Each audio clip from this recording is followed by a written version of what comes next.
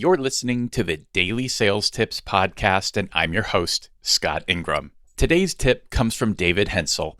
David is a serial entrepreneur currently leading more than half a dozen different projects. So you're going to want to check out his LinkedIn profile. But first, here's his tip.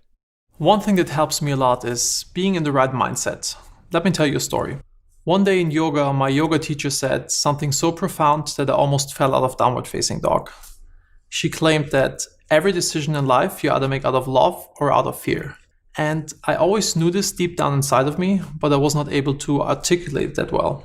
So how do we make decisions in life? We either make them out of love or out of fear. If you make them out of love, you're 100% on the right path. If you make them out of fear, you're on the wrong path. Let me give you a few examples that really illustrate how powerful this can be. The first example I want to give you is out of the sales world. If you sell a product out of love, you enrich somebody's life. You sell this product because you know that this product will solve people's problems. You know that this is a good product and this product will help people. So other people will feel this. They feel that you have good intentions and this love will radiate out and they're much more likely to buy. On the other hand, if you sell somebody a product purely because you have to pay your mortgage and you think about the money that you make off him, people will also feel this. So selling out of love is always much easier than selling out of fear. If you sell out of love, you enrich people's lives. If you sell out of fear, you take away from people. So a few years ago, I asked my assistant to send out a company-wide newsletter every Monday at 4 p.m. to keep everybody informed on what's going on in the business. And every time I received a draft of this newsletter, I had to correct a million things. So I said to her, "You're doing this out of fear and not out of love." And she looked at me like, "What do you want from me?"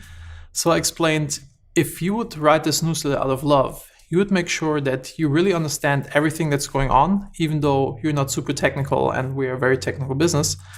And everybody who receives this newsletter gets the most joy out of it and the most information out of it. So ideally, the person that receives this is looking forward to it.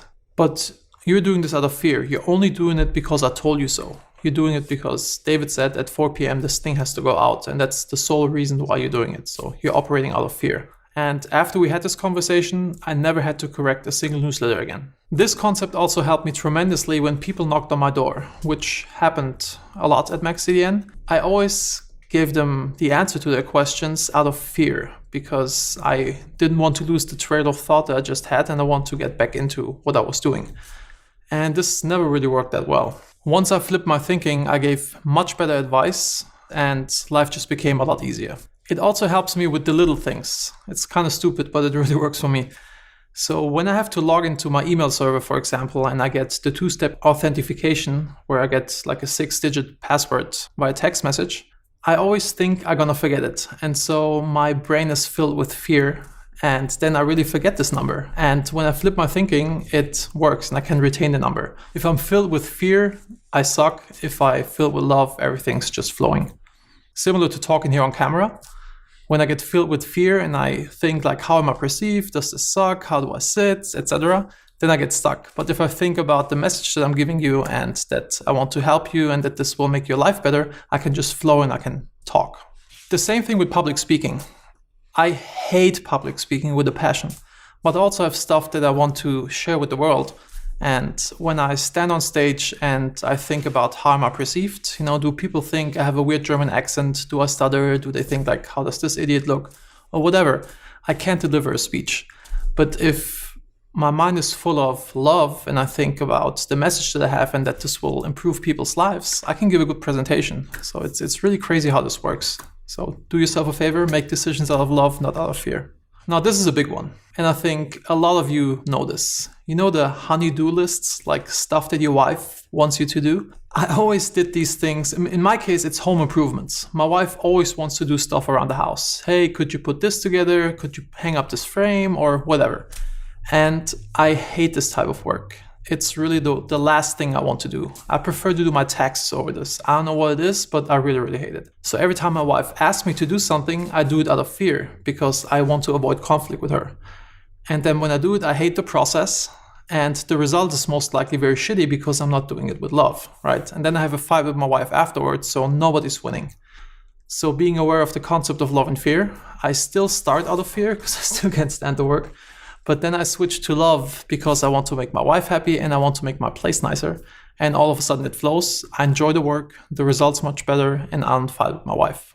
I don't want to get all cheesy and bring in Star Wars analogies, but do you remember when Yoda said to Luke, do or do not, there is no try? There is so much truth to this. And I always send this video snippet to people in the business when one of my guys says, I'm going to try when I give him a task.